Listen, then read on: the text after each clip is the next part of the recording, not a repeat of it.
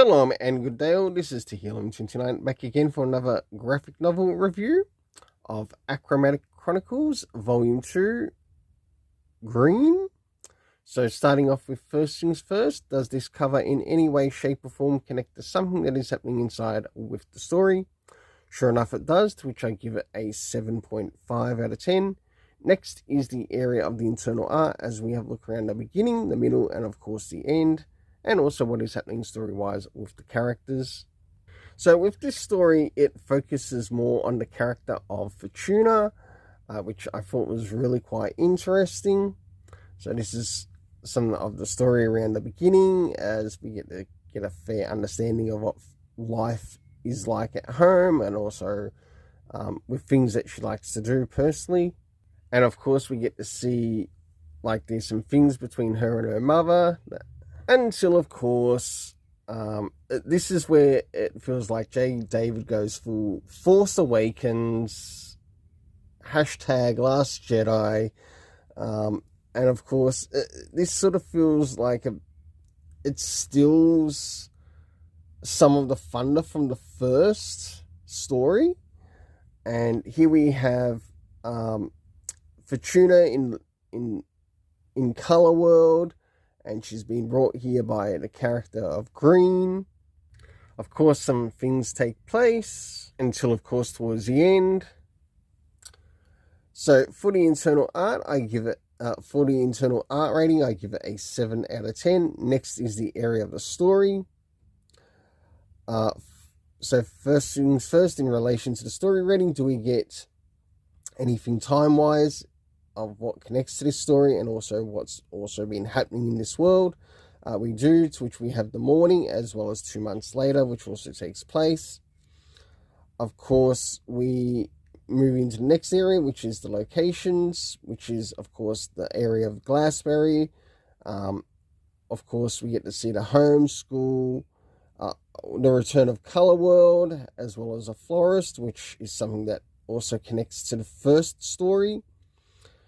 Next is the cast of characters, consisting of Fortuna, Green, and John. We didn't quite get any of the additional names of, like, friends that she's with. Moving into the pros and cons, which are going to be brought up in relation to this.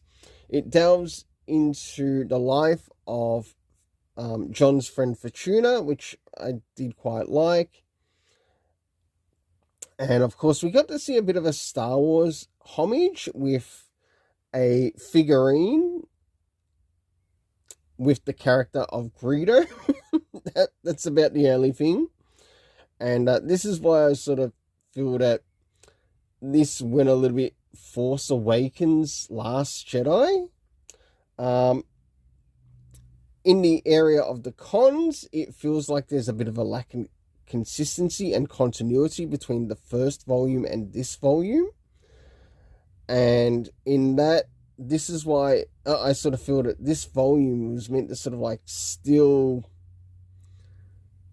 some of John's thunder of what was in the of what had been established in the first one.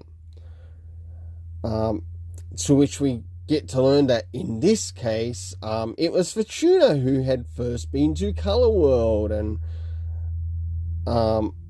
why not do something a little bit different? You could have made her, for example, kidnapped from someone from Color World, and when we get to see John turn up, he's actually there to save her, and you could have, like, had a true, like, true and proper Star Wars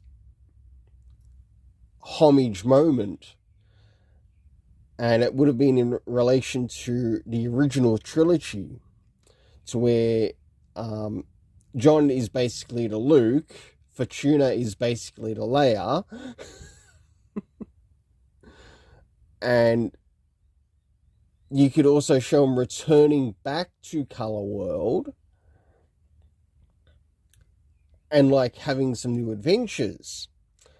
And the second point I want to point out once again in the area of the cons is the lack of the character ages. We don't know the age of these characters. We understand that they're attending a school, but where are they in relation to their academics? Because we do see science being brought up. We do see like other things being brought up. Science, maths, music. Like, what year are these characters meant to be in?